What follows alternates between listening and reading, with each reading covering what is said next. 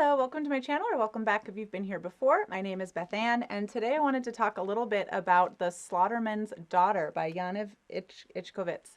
And I read this as part of the BookTube Prize, the octofinals. This was in translated fiction Group C, and it was my top-ranked book of the group. I absolutely loved it. It was a 5-star read for me. So you can see what I thought about it in comparison to the other books in my ranking video, which I will link down below. But now I wanted to focus just on this gem of a book. So this is a hilarious book dealing with some very tough stuff. So it's sort of like black humor, if you like that sort of thing. And it takes place in late 19th century Russia, and in particular in a part of Russia at that time that is now the Ukraine and Poland. And so I thought that was just a little bit interesting in light of the war in Ukraine right now, just thinking about the longer scale of history in that region, although this really has nothing to do with that conflict. But anyway, that's an aside. And so, yeah, in this book, we are dealing with pretty insular Jewish communities, and there's a lot about what was going on in Jewish communities at the time, living in that part of the world, and the prejudice that they experience and the oppression that they experience at the hands of the Russian military. And so in this book, we follow two sisters who are very, very different, Fanny and Mende. Actually, oh gosh, I hope I didn't forget her name. There it is, Mende. Fanny and Mende. And Mende just wants to be a very traditional woman in their society. She wants to just have a husband and have a home and raise her children and not have any problems. Fanny, on the other hand, was a bit of a wild child, and they were raised by a butcher. Their dad was a butcher in their community, and Fanny actually managed to convince him to let her learn some of the art of butchering when she was a child. And then as she grew up, she got married and is now being a wife and raising children. And so the book opens when Mende's husband, Zvimir, and I apologize for my pronunciation of any of these names, her husband, Zvimir, who's always been a bit of a sort of lazy, no good person, has run away. And apparently this is pretty common because there's a lot of lack of opportunity for young men in these Jewish communities. There's a whole lot of stuff that's going on that's alluded to in the book. But so he's run away. And so one of the first instances of humor that I just absolutely loved is the very front of the book opens with sort of an advertisement that women whose husbands have left them would put in their local newspaper. And so this one is called The Cry of a Miserable Woman. And it's actually not our character Mende, but it's setting the stage for what happens to her in the first pages of the book. And so The Cry of a Miserable Woman is like, my husband left and I'm all alone raising children and we have nothing to eat and no clothes to wear. It's tragic. It's very sad. But Mende, despite being, sort of a very good woman in the context of the society, staying home, raising her children, etc., after several months of her husband being gone, she's sort of sitting there.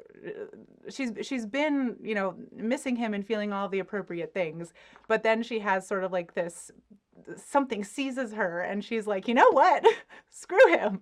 And so the article that she puts in the paper is, I would like to thank the Blessed Holy One for having bestowed upon me bounty and grace, granting me a roof for my head and the heads of my two darling children. I, Mrs. Mende Spiceman, daughter of Mir Anshel Schechter, am not waiting for my husband, Zvimir. I find it hard to remember his features. I do not have an image of his face in my mind. I do not how to describe his beard, and the color of his eyes is long forgotten. But as long as I live, I shall continue fulfilling my duties for the sake of the Creator, whose generosity to me is plain to see. So we're in the very opening of the book, we're just getting sort of this humorous snippet that sort of starts to send the plot into a bit of absurdist territory. So the rest of the tale is Mende, who's dealing with poverty and trying to care for her children, and her husband's run off and she doesn't have any skills and can't earn money, sort of has a nervous breakdown and can't deal with it. And the solution that her sister Fanny comes up with is that she has to find Zvimir. She has to go find him and bring him back to help her sister. So then Fanny embarks on a journey to do just that, and all kinds of black hilarity ensues. We have the military get involved. We have the Russian police get involved, and it's all, on the one hand, you can see the historic accuracy in it and the plight of this family and the real oppression that the Jewish people were experiencing at the hands of the Russian military. And so you get that slice of history that's awful and impactful, but then the actual tale of the characters is like just enough on the absurd side that it's just absolutely hilarious. And I don't want to go into details about how it's funny, because there were so many points where the funniness was surprising, where you start to feel like this is real, this is sad, something bad is about to happen, but then the author will just do like this brilliant little bit, like just a teeny bit of a change in the plot, or just a piece of brilliant writing about a character that takes it from being, you know, that very accurate historical fiction to giving that edge of comedy that just, to me, just, this book just blew everything else out of the water. I mean, just so amazing. And so one of the recurring characters that served that function for me is Fanny's mother-in-law. So as Fanny has taken off to go try to find her sister's runaway husband, her mother-in-law has moved into her family house to take care of her 5 children and the husband that she's left behind. And there's just absolutely hilarious writing about this mother-in-law. And it's sort of funny, and like as someone who isn't Jewish, I feel a little bit weird talking about this because it is playing on stereotypes of the Jewish grandmother or the Jewish mother-in-law. So for example, I'll just do like a quick little snippet. So the mother-in-law's name is Rivka Kaisman. So people say Rivka Kaisman, Nasan Burl Kaisman's mother, is a difficult woman. The truth is that Rivka Kaisman is a good-natured woman. People say Rivka Kaisman complains all day long. Actually, most of the time, Rivka Kaisman says nothing at all because her woes are beyond words. And so and it goes on from there. We have a couple paragraphs of Rivka Kaisman in her mind. She's saying, you know, what does she ask for in her old age? Money? God forbid. Love? In her dreams. Health? Not at her age. So what is it? In short, what does she ask for? A bit of attention and respect, that is all. Things that do not cost money and do not even take time. A word, a look, a mattress inside the house. If only God could see how she lives, she would be better off dead.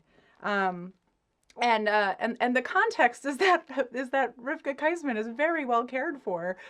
She actually has her own cottage in this compound where her daughter-in-law and her son live with their 5 children. They have a very comfortable lifestyle. She wants for nothing. She's involved in her grandchildren's lives. And so it's just this, you know, hilarious thing of she's, you know, the nagging mother-in-law who you know, sort of thinks the world is out to get her, and it's hilarious, and the author employs that just like so deliberately at specific points in the story, and at one point Rivka Kaisman and who she is sort of drives the plot along a little bit, and I just loved it. This book was so wonderful.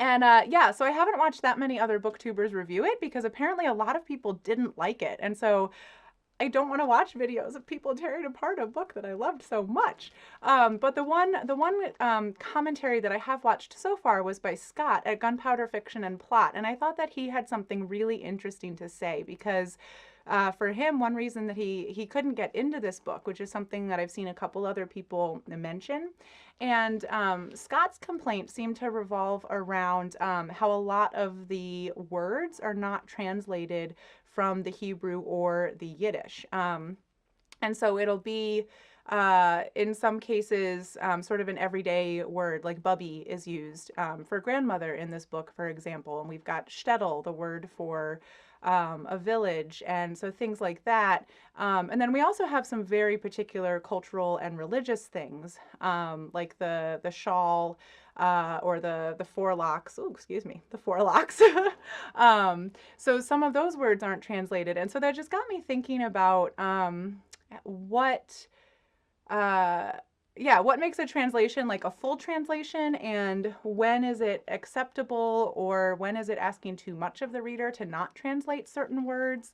And so particularly the words that have a lot of cultural and religious meaning, those seem like really obvious examples of words that I don't think it is too much to ask of a reader that you learn that word and that you try to understand from the context exactly what it's referring to, um, because that's an important piece of the culture. Like those are things that we don't have an exact match for in English. And then things like, bubby for grandmother, like, okay, maybe that didn't need to stay in there. But to me, I never mind that when I'm reading a book, because it does give me more of a sense that I'm reading about a culture that isn't mine. It reminds me that the language that the people in this book are speaking isn't mine, and it just gives a little bit more of that context. And especially with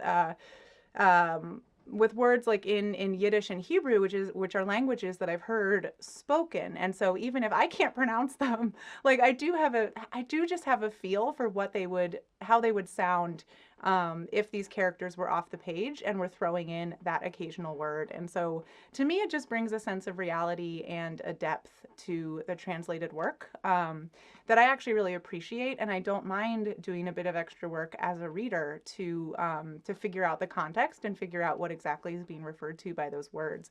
And this writer is so good. Like I really don't think there should be any issues with that, because he always provides the appropriate context when a word isn't translated. But as a non-Jewish person who grew up on the East Coast of the United States, I felt like it was very accessible, and like the words that were not translated were meaningful in the text, were words that really signified religion and culture in ways that felt very appropriate to not translate them.